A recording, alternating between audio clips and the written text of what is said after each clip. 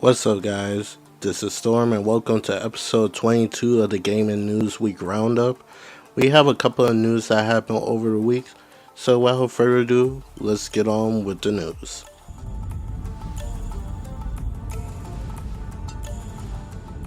We got an update from the studio Romero Games after the recent layoff that happened over last week. They put out a post to clarify the situation that they are in right now during the week layoff, and this is what they had to say. They said, "We want to address recent reports regarding the status of Romero Games. These reports have contained inaccuracies, and we feel it's important to set the record straight. 1. The funding for our project was pulled and our game was cancelled. 2. Due to confidentiality agreements, we cannot disclose the publisher identity, though some may infer it from a public information. 3. As a result, we now have to reassess the entire staffing of our studio. 4. Romero Games is not closed. We are doing everything in our power to ensure that it does not come to that. Any suggestions otherwise is factually incorrect. Indeed, we are in the studio today to discuss next steps with the team. 5. We've been contacted by several publishers interested in helping us bring the game across the finish line, and we're currently evaluating these opportunities. We appreciate our outpouring of support and will share further updates we are able. Romero Games." During the week layoff that happened when it came to Microsoft, a lot of people assumed this deal was also part of the studios that got closed down. I believe Romero Games was created by a husband and wife, and I believe he created the original Doom game. At least that's what I saw people was saying. And the unidentified publisher that he cannot reveal who it was, a lot of people assume it was Microsoft due to the timing of everything. So it's good that the studio is not closed, and they are trying to find a new publisher to hopefully give them some funding so they could get back on track of whatever the game that they were making. But we just gotta wait and see what happened. They said they will give more details at a later date, because right now they're currently assessing the team, and hopefully we get to see what they got making, but time will tell.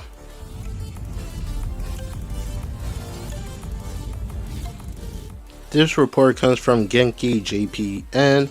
He said PlayStation will be the main exhibitor at Tokyo Game Show 2025. TGS 2025 will have 772 exhibitors. Other main exhibitors include Capcom, Sega, Square Enix, Konami, Bandai Namco, and more. If you don't know what TGS is, think of it like a smaller scale E3 and Gamescom, but it's only in Japan. Think of it like that. So we're probably gonna see a lot of Japanese style games that are gonna be shown here.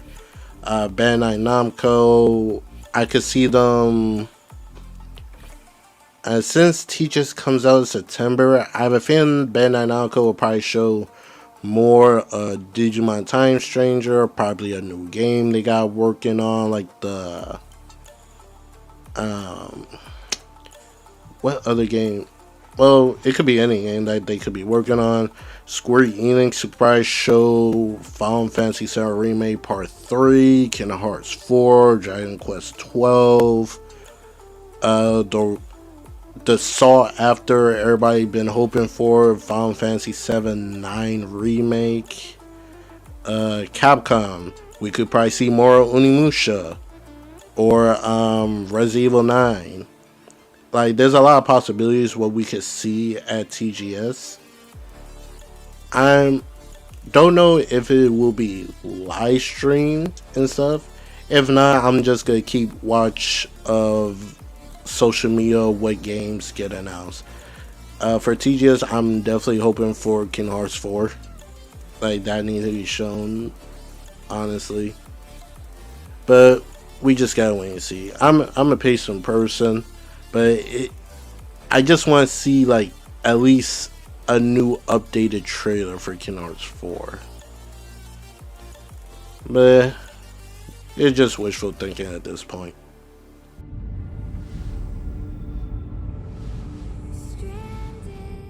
Apparently, there was a hacking situation on for PC players involving a Activision Call of Duty game.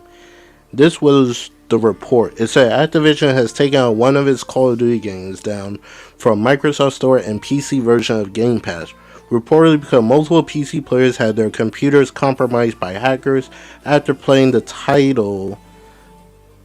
The publisher announced that 2017 shooter Call of Duty World War II was brought offline on Friday. While we investigate reports of an issue, the outage only affects PC versions of the game from Microsoft's storefront and the Game Pass subscription service. And the game remains playable through Steam on PC, along with Xbox and other platforms. Activision did announce a reason for taking the game offline, but social media is awash with reports of players having their PCs hacked after playing the game. Streamer Rial, I'm sorry if I mispronounced that, posted a clip of the hack in action, which shows the game freeze, command line, and text box windows pop up, and the desktop wallpaper changed. The text box warns that warrant has been RCED, referring to remote code execution vulnerabilities, in which a hacker plants a malware that allows them to run malicious code and take control of a device. Call of Duty World War II was only added to Game Pass in the Microsoft Store in June, and the therein may lie the issue. TechCrunch reports that different versions of the game were added to Microsoft Store and subscription, including an old flaw that had been patched on other versions of the game. At the time of writing, the game has yet to been restored. That is scary to hear. The fact that PCs are being hacked by playing a game of Call of Duty World War II, especially the game just got added like last month. So hopefully Activision could figure out what's the problem is and hopefully could fix it. But we just gotta wait and see how that looks, because that is very bad, because you wouldn't know what can the person who hacked your PC do, because in most cases your whole life is on your PC. You got your important stuff like your documents, any financial stuff, like anything that you have on your computer is basically compromised now. So that person could steal your whole identity and could do a whole bunch of malicious stuff. But it's unfortunate that happened, and hopefully that could get rectified, and the people who are infected could get the people that are affected could be given something in return for this issue, because it's not their fault. Like, this is solely on Activision, which unfortunately also falls on to Microsoft since they own Activision. But we just hopefully that get rectified and this doesn't happen for the future, because it's kind of scary to think about, especially when the next Call of Duty game is coming out later this year. So you don't need something like that affecting Call of Duty, because if it happened once, it could definitely happen again.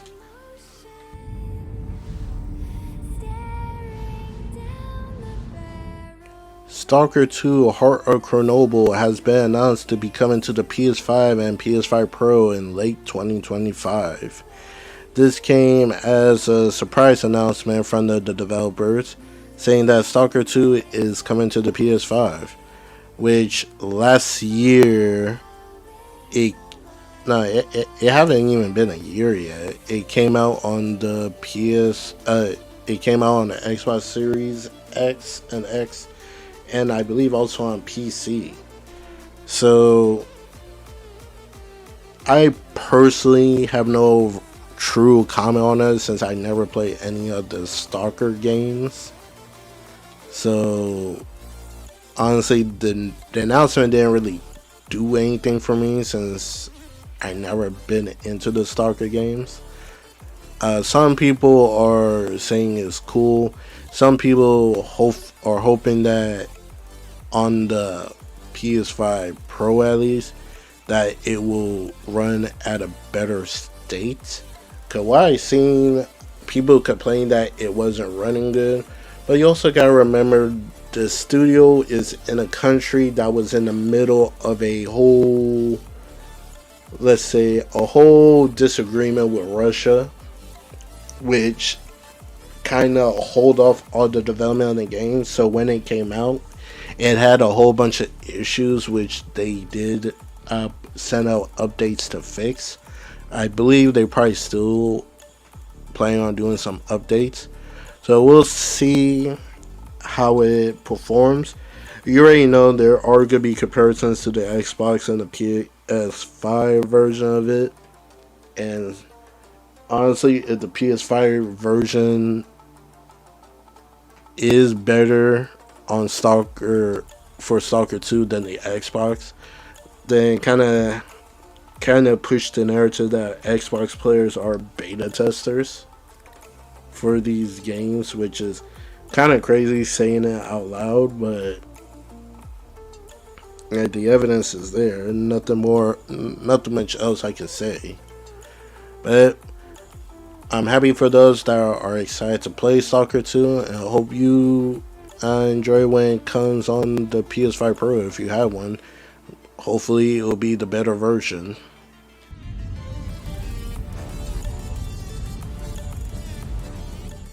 PlayStation Plus has celebrated the 15th anniversary of PlayStation Plus, and they announced the games that are becoming on that subscription service, and these are the games.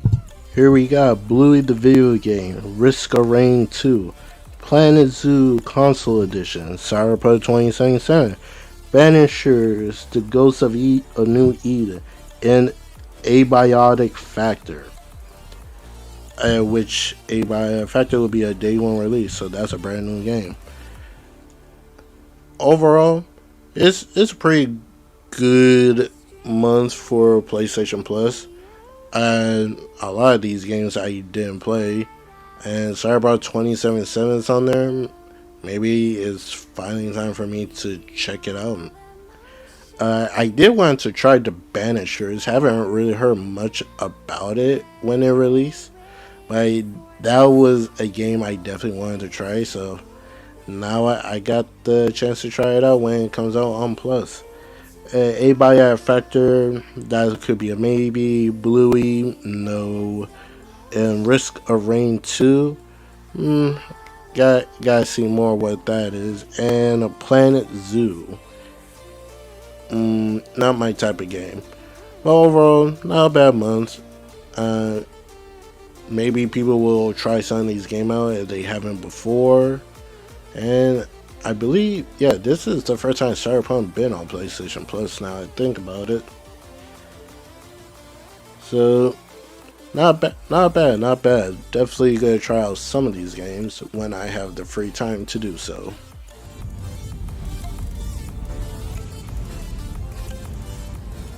Alright, we're gonna end off this video by talking about the latest state of play that came out that focused on Sucker Punch Ghost of Yotei that is set to come out on October 2nd.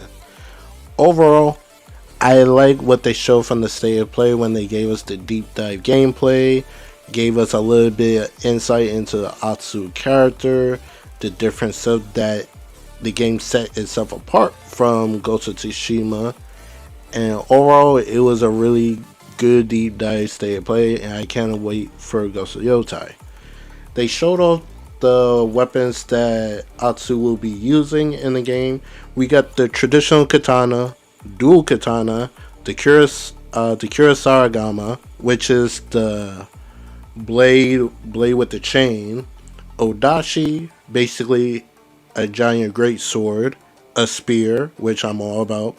We got our bow, and now we also got a rifle, which is like a musket gun, which is all very nice that Atsu can use.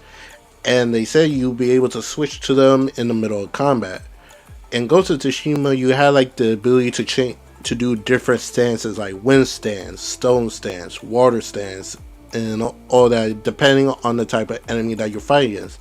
The different stances that you would use in Ghost of Tsushima will help you in combat depending on the enemy. Now they replace that by using different with the weapons. So for example, you're fighting against a big dude, you use the Odachi. Oh, a guy with a spear coming at you, you use the dual katana, and so on and so forth. The one thing that was cool they show off with the weapon, which was the Kurosarigama. You're able to do a scorpion get over here, grab them, and yank them towards you, so you can finish them off while having get into combat.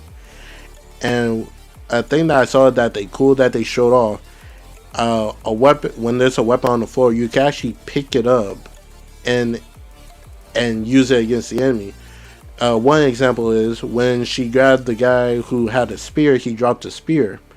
You could actually go up to it. Y'all two will kick it up in the air, catch with her hand, and you could throw it at another enemy, which is boss. And a new mechanic they also added that enemies could disarm you if they hit you with a certain move. But also you could do it back to them, which is nice. They gave us a little bit of details of the story and some stuff about your skill tree. This time around, you got 5 different skill trees. You got the core, the onryo, melee, revenge, and the wolf. You got your different weapons, and you also can have the wolf companion that will help you in combat. They didn't show too much detail of to what extent the wolf can help you in combat, but they did show off the stance, the dual stance that you have with an enemy, and the wolf with Atsu during that stance. So that's awesome that they show that off. Some detail about the story: it's not a linear story. You could pick which target you want to go for in order. The overall story, you're hunting down the Yotei 6, a group of Ronin that killed Atsu's family and destroyed our home. They have this function called the clue system. As you play, you get tips and clues of the Yotei 6 or points of interest on the map. The game keeps track of these via cards in the menu. So when you're fighting an enemy, you could interrogate them, and they could give you like a choice to pick. You ask them to give you information of the Yotei 6, a Kitsuna, which is like a certain special spot on the map for you to go investigate, and some other third option. Sucker Punch this time around is focusing on player freedom. They're basically saying you go at this game in any way you want. You don't have to go from point A to point B to finish the story. You got free reign how you want to finish this game. Which is cool, which I also like, because they're not doing the whole bloated map like Ubisoft did and what Ghost of Tsushima had. They giving you complete player freedom, which is nice. You can also set up campfire camps to have Yatsu ally friends that they could meet her and stuff. And eventually, as you play through the game, Yatsu will make her own wolf pack. And this is how the wolf pack tab looks. They're no longer doing the whole journal thing. As you meet friends along the way, they'll start filling in the spaces, and you can highlight their image to tell you, oh, this guy from your wolf pack got some training for you to do so you can learn a new ability. Or this merchant got such and such for you in case you want to check it out. The game is keeping track of your progress as you go through the game, which I'm 100% about. A thing that I was kind of hoping they had in the first game, they added in this one. You could go on bounty hunt now. There will be wanted posters of certain criminals, assassins, and all that in the world that you could go out to make some money off of, which is really nice. They showed off two of them. There's a one dude that kind of give me Joker vibe, judging how his face look. You can also cook at the campsite. Merchants or your friends could come to you instead of you have to go to them, which is nice. So you don't have to do the whole running back and forth thing. They got the customization from Ghost of Tsushima, which we all know and love. They added that, like, you see like a patch of flowers. If you run through them on a horse, you get a boost, which is, they call it the flower stream.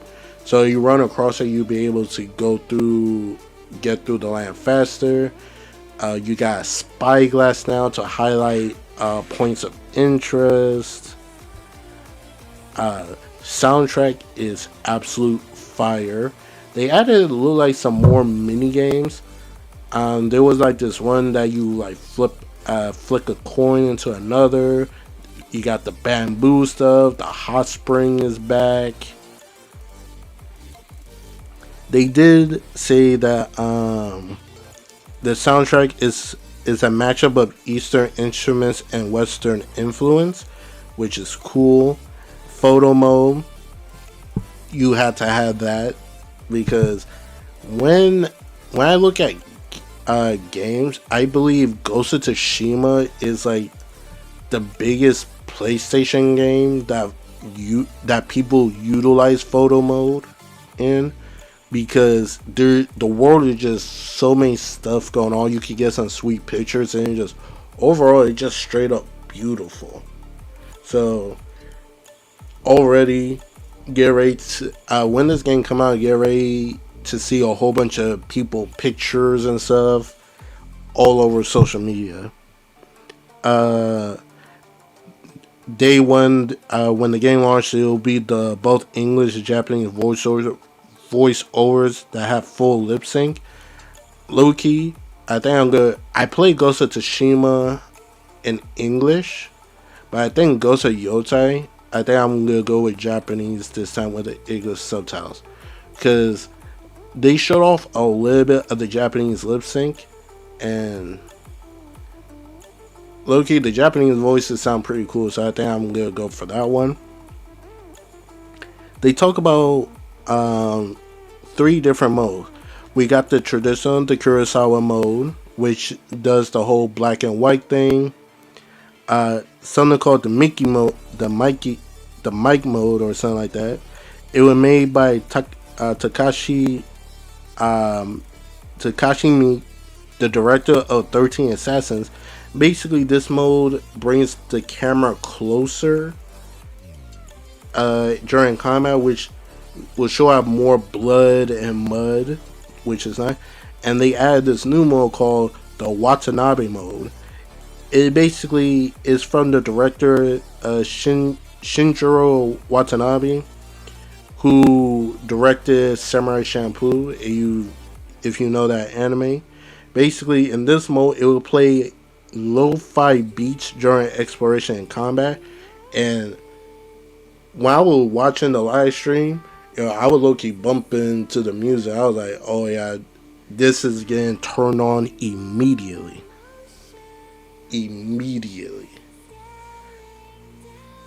Everything that they showed off for the state of play Ghost of Yotei was truly amazing. And they actually end off the stream with announcing a PS5 Slim and Pro custom consoles and controllers for Ghost of Yotei. I believe also for the standard PS5. And the good thing is, you don't have to buy a whole console. You could buy the plates and the controller separately. They said they'll become available. They'll come out the same day as the game, which is October 2nd. But they said that pre-orders will come out later. And this is how they look. And you can see there's 2 different versions. There's one with the gold art style, and the other one is the black one. And me personally, I want to go for the gold one because it just looks so good with the paint, like the paintbrush design on it. And Ghost of Yotei, I'm truly gonna have so much fun with it. when I was watching the stream, it low-key made me want to replay Ghost of Tsushima again, but I I hold myself off on it. One day I am hoping that Legends return. They didn't show it off at this state of play, but I'm hoping they could bring back uh, Legends exactly how they had it in Ghost of Tsushima, but with more content on it because that was so much fun playing with friends. So I'm really hoping it does come back. We just gotta wait and see if they will bring it back. But here's hoping. Overall, Ghost of Yotei, I already have a pre-order. I'm truly excited for it, and I can't wait to play day one. Definitely gonna be. I'm still deciding if I'm gonna do a recording or a whole live stream. I think maybe a live stream will be better, but we just gotta wait and see. Overall, I can't wait for it. What do you guys think? Are you guys excited for Ghost of Yotei? Are you gonna be a day one purchase, or you gonna get it further down the line, or it's not a game that you're not really about? Or what about the other news that I share with you today? Are you excited that the studio is looking for a publisher? Are you excited what could potentially be shown at TGS? Or are you one of the PC players that got their PC got have for playing Call of Duty World War II? And are you also excited to play Stalker 2 on the PS5? Let me know in the comments below, and I'll catch you guys in the next video. Hope you enjoy the rest of your week, and peace out.